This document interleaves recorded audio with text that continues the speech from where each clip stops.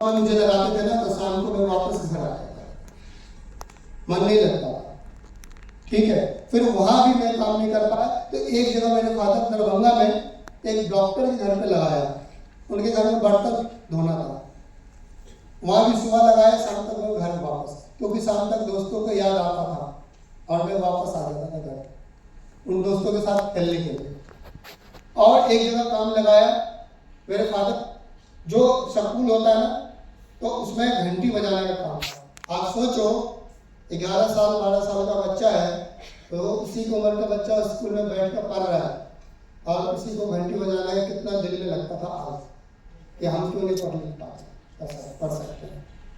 वहाँ भी मैं 2-3 दिन काम किया होगा और मैं वापस घर आ गया। इतना कुछ करते करते करते एक दिन एक मजबूत डिसीजन लेता ना हर आदमी, तो मैंने भी मन में ठान लिया कि जब मुझे यहाँ पर पापा मुझे नौकरी लगवाते हैं और मैं नहीं कर पाता हूँ तो मैं इतना दूर चला जाऊँगा तो मेरा मन भी करेगा तो नहीं आ पाऊँगा। ऐसा सोचकर एक बार मैंने डिसीजन लिया कि नहीं दिल्ली चले जाते हैं, मेरा बड़ा भाई यहाँ रहता है, दिल्ली जाएंगे। और ये सब गरीबी जो देखता रहा इस दौरान फैमिली में, घर में, परिवार में जरूरत से ज़्यादा परेशानी और दिक्कत को सामना किया। और एक ऐसा भी वक्त आया, मैं अभी बताया था आपको मैं 4 भाई था, आज मैं बीच में हूँ, मेरे से एक छोटा भाई है, मेरे से बड़ा है। सबसे छोटा वाला भाई जो बहुत ज़्यादा मेरे से उसके इमोशनली हमारे अटैच प्यार था छोटे वाले भाई से, और वो बीमार रहता था और बीमार रहता था उसको टॉयलेट के रास्ता में पथरी का प्रॉब्लम था और जब उसको टॉयलेट आता था तो बहुत चिल्लाता था, रोता था। और मेरे सामने मेरा भाई चिल्ला रहा है, रो रहा है, मेरे फादर इलाज कराने की कोशिश तो कर रहे हैं लेकिन छोटा मोटा डॉक्टर को दिखा रहे हैं क्योंकि बड़े हॉस्पिटल में ले जाने के लिए पैसा नहीं है। और ऐसे करते करते 3-4 साल बिताता मेरे घर में, 4 साल। और एक ऐसा टाइम आया कि बहुत ज़्यादा बीमार पड़ा था जिस दिन मेरा भाई, तो उस दिन दरभंगा हॉस्पिटल जितने भी थे सरकारी हॉस्पिटल सब में हड़ताल था। तो गांव में डॉक्टर को लेके गए, वो पानी वाली बोतल लगाया, इलाज करता रहा, लेकिन 3-4 बजे के आसपास उन्होंने बोल दिया जी यहाँ नहीं हो पाएगा तो बड़े हॉस्पिटल में ले जाओ। और बड़े हॉस्पिटल में जब ले जाने का डिसीजन आया ना तो मेरे जितने भी चाचा हैं, रिश्तेदार हैं, मेरे फादर के साथ हॉस्पिटल जाने से पीछे आ गए क्योंकि जाएंगे तो पैसा देना पड़ेगा। मेरे बड़ी वाली बुआ मेरे पापा को बोला मैं चलूँगा, वो गए मेरे भाई को लेकर हॉस्पिटल में, गोद में लेकर गए और एक हॉस्पिटल से दूसरे हॉस्पिटल, दूसरे से तीसरे हॉस्पिटल, तीसरे से चौथे हॉस्पिटल, शाम तक मेरे फादर हॉस्पिटल में घूमते रहे और किसी हॉस्पिटल में उनका इलाज नहीं हुआ। और शाम को मेरा भाई का डेड बॉडी आ गया छोटा सा। जैसे समुद्र में तूफान आता है ना, तो ऐसा दिल में एक तूफान आया था कि जिंदगी में कुछ भी हो जाए, मैं पढ़ा लिखा हूँ या नहीं हूँ इससे मुझे कोई लेना देना नहीं है, पर पैसा कमाऊंगा जरूर, ये ठान लिया था। जब भाई को, क्योंकि छोटा बच्चा तो उनको जलाते नहीं तो दफन करते हैं, तो उनका बिहार में क्या ना उनका जो है कफन जो होता है उनको उत्तरी बोलते वो लेते हैं 6 दिन के लिए, और वो मेरे गले में था और हम घास काट रहे थे भैंस के लिए और मैं रो रहा था और यही कह रहा था भगवान से ऊपर देखकर कि जब आपने मुझे इंसान बनाया तो इतना गरीबी क्यों दी, आपने इतने सारे लोगों को आप अच्छे स्कूल में भेजते हो, पढ़ाने एजुकेशन करते हैं, अच्छे खाना अच्छा घर होता है, हमारे फैमिली में इतना क्यों है। और ऐसा कहता रहा, रोता रहा। और तब एक डिसीजन लिया कि नहीं, अब मेरा फादर कहीं भी नौकरी लगाएगा तो मैं ढंग से करूँगा, कुछ ही हो जाए मैं छोड़ दूँगा अपनी दोस्ती आने। और डिसीजन लिया कि नहीं दिल्ली जाना है। वहाँ से मन में मजबूत डिसीजन लिया कि दिल्ली जाऊँगा, कुछ भी हो जाए वहाँ रहकर काम करूँगा, पैसा कमाऊँगा बहुत सारा और घर और अपनी फैमिली को मदद करूँगा। ये एक डिसीजन लिया और दिल्ली आने तक के लिए मेरे पास पैसे नहीं थे। मेरे बड़े वाले चाचा से 250 रुपये उधार लिए मेरे फादर, बोला ये कमाएगा तो आपको दे देगा, और वो उधार पैसा लेकर 260 रुपये का टिकट हुआ था दिल्ली आने के लिए मुझे, और आया दिल्ली। और आने के बाद 1 हफ्ता तक तो मन नहीं लगा, रोता रहता था। दीदी के पास आया, आज भी मैं सिस्टर के साथ रहता हूँ, और जब भी मैं आया था तो सिस्टर के साथ रहा स्टार्टिंग, क्योंकि वो दिन जब मेरे पास कुछ नहीं था तो भी सिस्टर था। आज भगवान की कृपा से थोड़ा सा कुछ ग्रो कर पाया तो भी सिस्टर के साथ हूँ, क्योंकि वो दिन मुझे याद है ना कि जब मेरे पास खाने के लिए नहीं था तो मेरे साथ मेरी बहन था। तो दोस्त इस तरीका से जब दिल्ली आया तो नौकरी लगी मेरी। 1 हफ्ते के बाद मैंने नौकरी स्टार्ट किया 900 रुपये से, और 900 रुपये की नौकरी जब स्टार्ट किया सुबह 7 बजे नौकरी पे जाता था मैं, और 7 बजे से लेकर रात के 11 बजे 12 बजे 1 बजे 2 बजे तक काम करता था। और कई दिन तो मान लीजिए आज सुबह मैं 7 बजे नौकरी पे लगा तो आज पूरे दिन काम करूंगा, पूरे रात करूंगा, फिर अगले दिन करूंगा, फिर अगले दिन रात को 7 बजे छुट्टी होगी।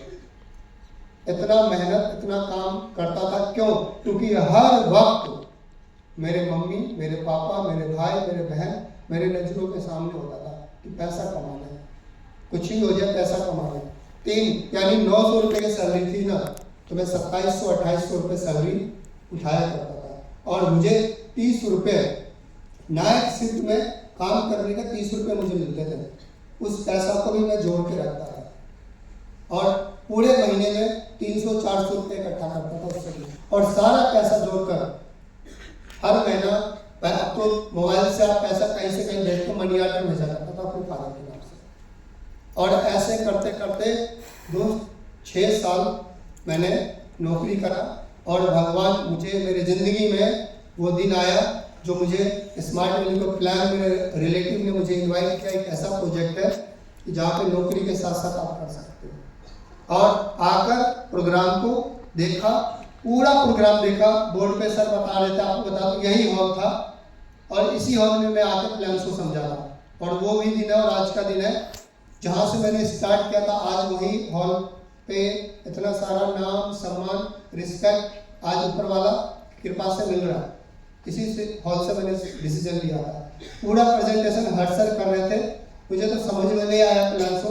हाँ, लेकिन जब टेस्टिमनी होता है तो लोग आके यहाँ बोलते हैं मैं स्मार्ट वैली से 5 साल में घर लिया, मैं स्मार्ट वैली से आज 10 साल में घर, गाड़ी और फॉरेन टूर हुआ, बोलते हैं ना। और आप में से 99% लोग यहाँ पर जो बैठे हुए टेस्टिमनी देखने के बाद आपको एक मन बना कि मुझे इस प्रोग्राम करना है। और मुझे भी इस प्रोग्राम में टेस्टिमनी जब सुना और फिर वो जो दिक्कत परेशानी था मेरे फैमिली में, वो समझ में आया कि एक ये रास्ता है जहाँ से मैं स्मार्ट वैली में काम करके अपनी गरीबी को हटा सकता हूँ। एक यही रास्ता है। और मन में ही डिसीजन ले लिया था, कुछ भी हो जाए, कुछ भी दुनिया इधर से इधर हो जाए, मैं स्मार्ट वैली सिस्टम को ज्वाइन करूँगा। मुझे नहीं पता मेरा बिजनेस कैसे होगा, बिजनेस क्या होता है, इनवाइटी क्या होता है, फॉलोअप क्या होता है, नहीं पता मुझे।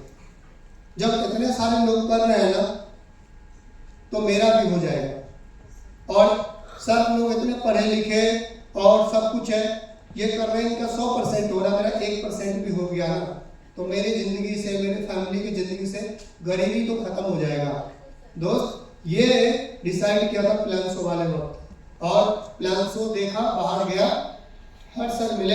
हर सर से मैंने 2 बात बोले थे कि सर पैसा नहीं है ज्वाइन करने के लिए, कैसे इंतजाम होगा? तो सर ने बोला दुख में तकलीफ में तुम्हारा मम्मी पापा कैसे इंतजाम करता था, रिश्तेदार से उसी प्रोसेस से मांग लेते। तो बोला भाई 10 लोगों का लिस्ट बना ले और 10 लोगों से बात कर ले कि मुझे मेरा घर में कोई चैलेंज है, दिक्कत है, हमें पैसा दे दो, मैं आपको वापस दे दूंगा 2 महीने 4 महीने बाद। ये बात समझ में आया। और बोला कसम खा लेना कि एक बार हाथ पसार रहे हो, दोबारा पसारने का नौबत ना। ये बात मेरे सीनियर ने बात बोल दिया था पहले दिन। और दूसरा कि सर इस बिजनेस में सभी लोग जो है पढ़े लिखे हैं और ये सारे लोग एजुकेटेड हैं, मैं तो इतना पढ़ाई लिखाई हूँ, मुझे साइन भी करना ढंग से नहीं आ रहा, तो मैं कैसे करूँ? सर ने बोला कि इंडियन आर्मी में जितने भी लोग हैं उनका जो बच्चे भर्ती होते हैं, उनका पिताजी तो किसान है, खेती बाड़ी करते, पर उनका बेटा वहाँ पर तोप चला रहे हैं, बुफर चला रहे हैं या टैंक चला रहे हैं। कैसे चला रहे हैं? ट्रेनिंग के माध्यम से। तो जब वो सीख गए तो आप क्यों नहीं सीख पाओगे? तो बात समझ में आया। उसके बाद बता दो दोस्त, फॉलोअप की जरूरत नहीं पड़ा था मुझे जो प्लान दिखाया था ना, वो फॉलोअप करने नहीं आया था, साइकिल से आया था। एक कॉपी था उनके पास, साइकिल के कैरियर में रखकर कॉपी लेकर आया था मुझे समझाने के लिए। मैं कहा सर मैं तो स्टार्ट करूँगा, और जितना मेरे पास पैसे थे ना मैंने उस टाइम दे दिया था उनको कि मुझे करना है। और बहुत मुश्किल से पैसा इंतजाम हुआ था मेरा, बहुत मुश्किल से, इतना मुश्किल से जितना आप सोच नहीं सकते हो। बस भगवान से यही कह रहा था जब इतना बड़ा प्रोग्राम दिए तो मेरे पास पैसे नहीं देते, रोते हुए बोल रहा था। और जानकार से रिलेटिव से इंतजाम हुआ और स्मार्ट वैल्यू सिस्टम को शुरू किया। मैं यहाँ पर बैठे हुए जितने भी लोग हैं, आप सब लोग मेरी बात को सुन रहे होंगे, कई लोगों को इमोशन भी हो रहा होगा, लेकिन ये मेरी जिंदगी का या मेरे लाइफ का, मेरे फैमिली का ये स्टोरी, ये चीज़ आपको सुन रहे हैं। और आप में से जितने भी लोग बैठे हुए हैं यहाँ, क्या आपकी फैमिली में या आपके जीवन में क्या इस तरह की स्टोरी नहीं है? क्या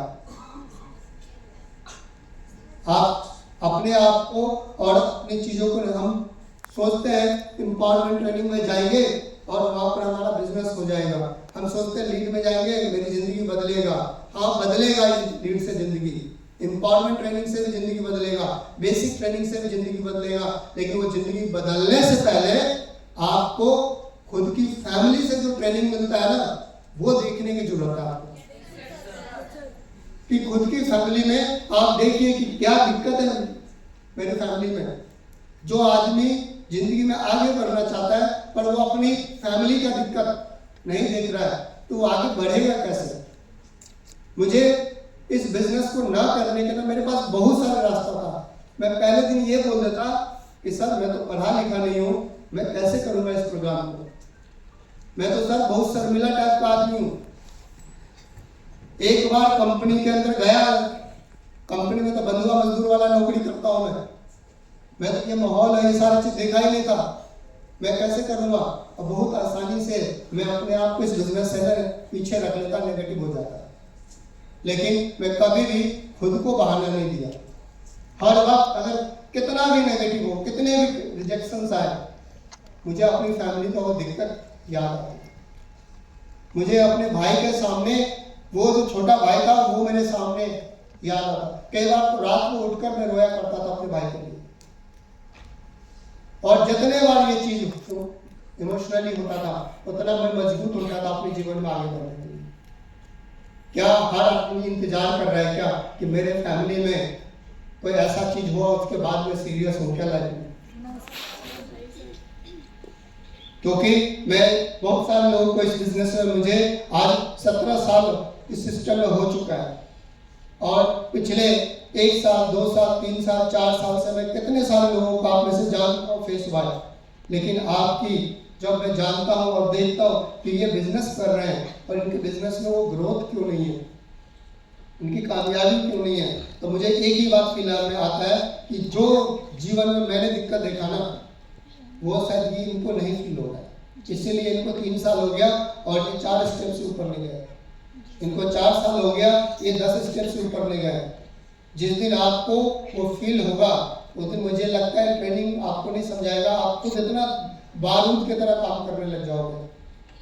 लेकिन जरूरी है कि आप अपनी मम्मी को, पापा को, छोटे भाई को, बहन को उनके आंखों में देखिए कि वो क्या चाहते हैं, आपसे उम्मीद करते हैं, वो क्या देखते हैं। आप खुद देखिए, यहाँ पर जितने भी लोग, अगर यहाँ पर बोर्ड लगाकर और मैं लोगों को ये लिखूं और ये पूछूं कि आपके यहाँ पर जितने भी लोग, किस किस का पापा महीने में 1 लाख रुपए कमाता है, तो शायद ये पूरे हॉल में 10 ना हाथ ऊपर उठे, 10 बार। मैं पूछूं कि आपके किस किस का फादर 50,000 रुपये महीने में कमाते हैं, तो शायद 20 हाथ उठे ऊपर। मैं पूछूं किस किस का फादर 25,000 रुपये महीने में कमाते हैं, तो शायद 100 हाथ उठे। और मैं ये पूछूं कि किसकी फादर या मदर महीने में 12,000 15,000 कमाते हैं, तो मेरे ख्याल से यहाँ हॉल में बैठा हुआ हर किसी का हाथ ऊपर होगा। आप जाकर देखिए अपने आप को, 12,000 15,000 20,000 रुपये जो हमारी फैमिली, हमारे पेरेंट्स कमा रहे हैं, उससे आपकी और आपके छोटे भाई का, आपके परिवार का क्या जिंदगी मिलेगा, क्या आपका लाइफ होगा। यहाँ पर बैठे हुए हर आदमी का यही स्टोरी है।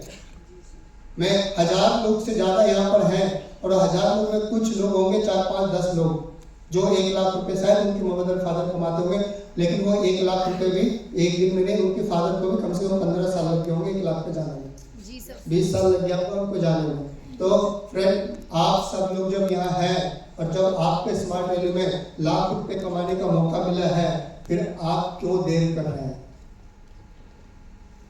आप क्यों देर कर रहे हैं? क्या वो जब बारिश हो तो छाता खरीदे क्या या आप पहले से तैयारी कर लो?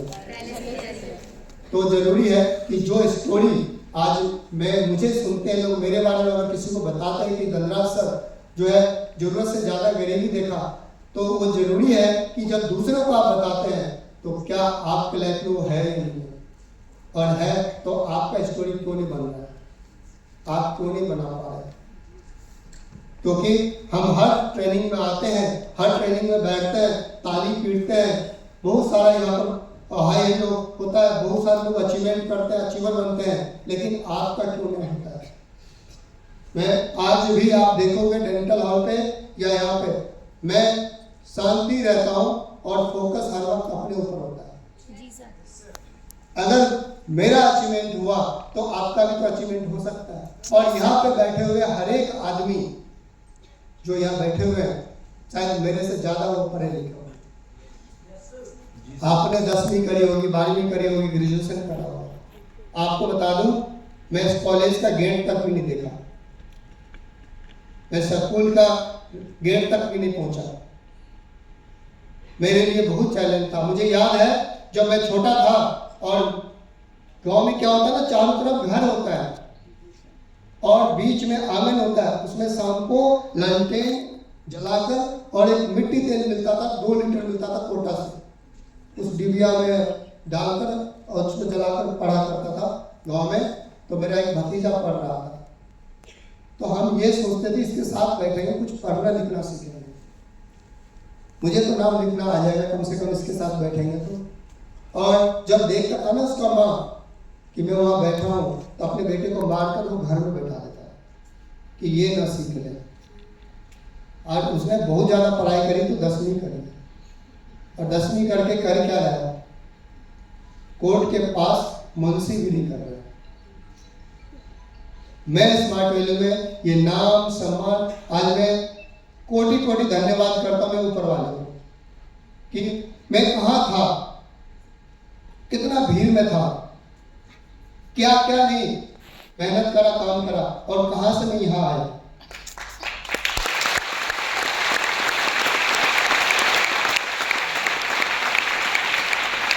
आप ये सोचिए कि मुझे याद है 30 रुपए कमाने के लिए ना मैं और मेरा बड़ा भाई ना, हम भट्ठा में ईटा भी उठ चुके हैं 30 रुपए कमाने के लिए।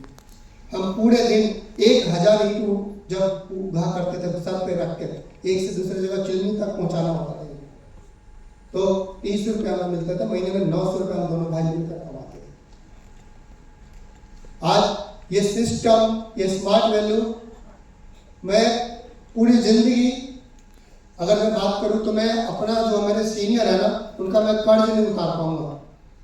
ये बिजनेस में मुझे जो मेरे सीनियर हर्ष सर, आशीष सर और तमाम सीनियर जो मुझे सपोर्ट करके, क्योंकि मैं तो भीड़ में था, मैं तो रोड पे चल रहा था, कुछ भी नहीं था, और इस बिजनेस में यहाँ तक पहुंच पाया। तो यहाँ पर बैठे हुए हर आदमी ना, मैं आप सबको बोलूंगा, यहाँ पर कुछ होंगे 25% ऐसे लोग जिनको फर्स्ट बार मुझे सुन रहे होंगे, लेकिन कुछ ऐसे भी लोग हैं जो 80% यहाँ बैठे जो बिजनेस को समझते हैं, स्मार्ट वैल्यू को समझ चुके हैं, वो पूरी सिस्टम को समझ चुके हैं, लेकिन मुझे ये नहीं समझ में आता है कि वो और क्या समझना चाहते हैं, वो क्यों नहीं अपने ड्रीम्स को देखते हैं, वो क्यों नहीं अपने सपनों को पूरा करना चाहते हैं। क्योंकि आपको सच में आगे बढ़ना है तो आपको अपनी फैमिली को पहले समझना पड़ेगा और फिर आपको अपनी मेहनत को चेंज करना पड़ेगा। मैं इस सिस्टम में जब आया था, आपको बता दूं, जब स्टार्ट किया, हर आदमी सोचता है स्टार्ट करते मेरा बिजनेस होगा, मैं आगे बढ़ जाऊंगा, मुझे कामयाबी मिलेगा, मुझे सफलता मिलेगा। जब मैं स्टार्ट किया और जब काम करना शुरू हुआ तो असली चैलेंज मेरे साथ स्टार्ट हुआ। सबसे पहले मेरे से पूछा गया मेरा ड्रीम, मेरे सीनियर हेड सर जब बेसिक ट्रेनिंग, मुझे याद है इंदरपुरी एक जगह था, एक कमरे के अंदर 12-15 लोग हम बैठे हुए थे।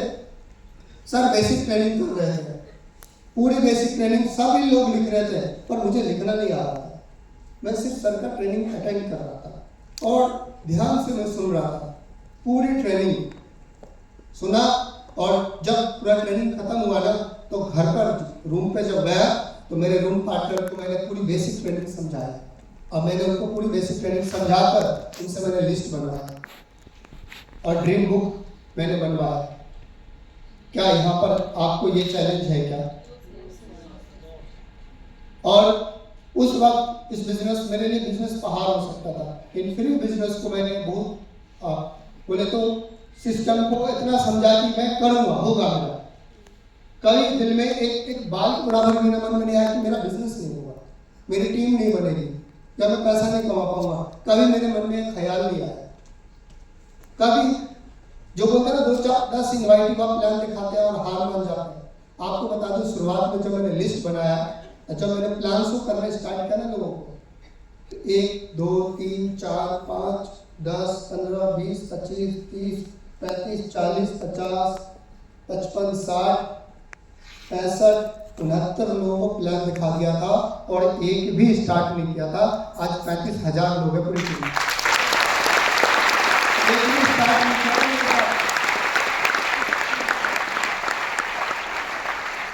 क्योंकि मैं बहुत जिद्दी माइंडसेट का इंसान हूँ, बहुत जिद्दी माइंडसेट का इंसान हूँ। अगर मैंने कोई चीज़ को ठान लिया तो कुछ भी हो जाए मैं उस काम को करूँगा। बस मुझे एक बार समझ में आना चाहिए कि काम करना है और इससे मेरा परिवार का फायदा होगा। 1 लाख भी मना कर देगा ना तो मुझे समझ में आया कि हाँ एक आदमी मना किया। ये सोचता था मैं स्मार्ट एनर्जी को डेवलप करने टाइम पे। कितने लोग बोलते थे अरे तुम पहले कामयाब हो जाओ फिर हम देखेंगे, तुम्हारे गाड़ी में बैठ जाया करेंगे। ये डेवलप आप में से कई लोगों को बोलते हैं, लेकिन पता है क्या, आप सुनते हो थोड़ी देर के लिए, आप मोटिवेशन में तो बोल देते हो कोई बात नहीं भाई मैं करके दिखाऊंगा। जब आपको 4 इन्वाइट मना कर देता है ना तो आप बिजनेस में कमजोर पड़ जाते हो। मुझे 400 भी मना कर दे कोई फर्क नहीं पड़ता है। मैं जैसे फॉलोअप सीखा था ना शुरुआत में, अब फॉलोअप पे सामने वाले से बस हाथापाई नहीं होता था हमारा, लेकिन फॉलोअप बहुत तगड़ा करता था। सच में बोल रहा हूँ मैं, फॉलोअप बहुत तगड़ा करता था। वो क्या था, मेरा बिलीफ सिस्टम था स्मार्ट एनर्जी को लेकर कि हम जो काम कर रहे हैं सच में बहुत पावरफुल काम है। जी सर। तो सभी लोग यहाँ पर जो बैठे हुए हैं आज का लीड में, अगर आप कंचन जी को भी सुन रहे थे और कुमार को भी सुन रहे थे, आप मुझे सुन रहे हैं। आपको अगर जिंदगी बदलना है तो सुन के मत जाइए, आप इस बिजनेस को समझिए और अपनी मेहनत को चेंज करें। मेहनत नहीं चेंज करेंगे अगले लीड में फिर से आप बैठेंगे ऐसे। तो सबसे पहले हम सब लोग जब इस बिजनेस में आते हैं कामयाब होने के लिए, सफल होने के लिए, तो ड्रीम होता नहीं होता है। पर उस ड्रीम को जब पहुंचने के लिए, उस ड्रीम तक जाने के लिए दिक्कत आती है ना। तो ये डेंटल हॉल है, मुझे याद है इस डेंटल हॉल में शाम को प्लान शो होता था। हम इनवाइटी लाते थे, इनवाइटी को प्लान दिखाया करते थे और सर से क्लोजिंग करने के बाद इनवाइटी को बोलते थे कि आप आगे चलो, हम आएंगे, सर से थोड़ा काम है। और सर से मिलते थे और मेरे पास पैसे नहीं होता था और डेंटल हॉल से अपने घर में पैदल जाया करता था। और ऐसे कितने बार हुआ कि रात को 1 बजे मैं पैदल पहुंचा हूँ घर, रात के 2 बजे मैं पैदल पहुंचा हूँ घर, रात के 3 बजे तक भी पैदल पहुंचा हूँ घर। जूते को खोलकर हाथ में रख लेता था, बैग को कंधे में टांग कर पैदल जाता था घर। तो स्मार्ट एनर्जी में यहाँ तक आ पाया। मुझे याद है जब मैं फॉलोअप पे या इनवाइटी के लिए भाग दौड़ करता था, फील्ड में काम करता था, तो मुझे जाने आने और दूसरी जगह के लिए जेब में पैसा नहीं होता था। तो बस में डीटीसी बस में ब्लॉक टिकट भी चलता था और इस तरीके से चलता था ना।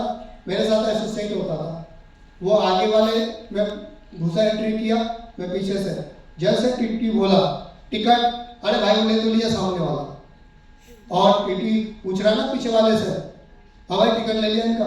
तो उससे पहले वो मेरे एसोसिएट को कहा भाई ले लिया, टीटी को बोलने का मौका नहीं दिया हमने।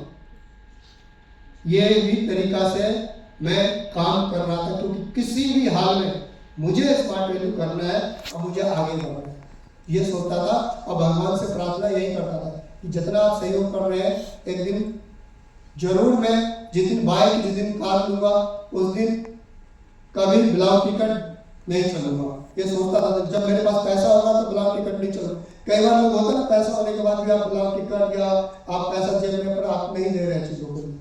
मेरा ऐसा नेचर नहीं था, नहीं है तो मैं कैसे भी काम करना है मुझे, लेकिन है तो मैं पीछे नहीं आती। ईमानदारी होता ना, सेल्फ ईमानदारी, उस वजह से मैं स्मार्ट वैल्यू कर पाया।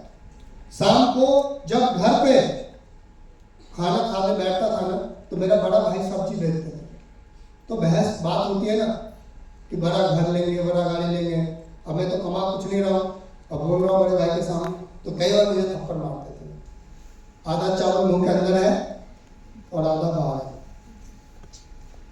ये होता था मेरे साथ। और मैं कई बार गुस्सा आ गया, मैं घर से बाहर निकल गया रात को 12 बजे, फिर वापस घूमकर घर चला गया जब गुस्सा था।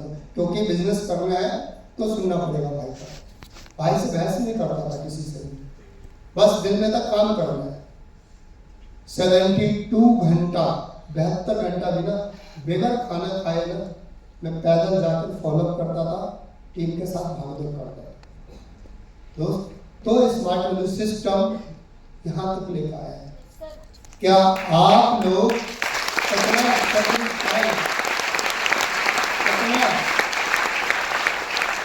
बर्दाश्त करोगे तभी कामयाबी आएगी, तो ही सफलता आएगा। क्योंकि खुदा को पसंद है कुर्बानी, और जो छोटी छोटी चीजें छोड़ेगा उसी को टीम मिलेगा, उसी को अच्छे लीडर्स मिलेंगे, उसी को जीवन में कामयाबी मिलेगा। हम सब अच्छा चाहते हैं, लेकिन हम अपना मेहनत नहीं देना चाहते। तो अच्छा तो आपको लाइफ में अगर चाहिए तो थोड़ा तो आपको दिक्कत होगा ना। और कई बार हमारे को दिक्कत आती है, परेशानी आता है, और हम बहुत परेशान होकर सोचते नहीं हो पाएगा बिजनेस, नहीं कर पाएंगे, है ना। मम्मी भी डांट रही है, पापा भी डांट रहे हैं, अड़ोस पड़ोस वाला भी सुना रहे हैं, रिश्तेदार भी सुना रहे हैं, अब तो नहीं होगा। वही घड़ी वही क्षण आपको सफलता मिलने वाला होता है, बस वहां पर आप अपने आप को टिका लेना।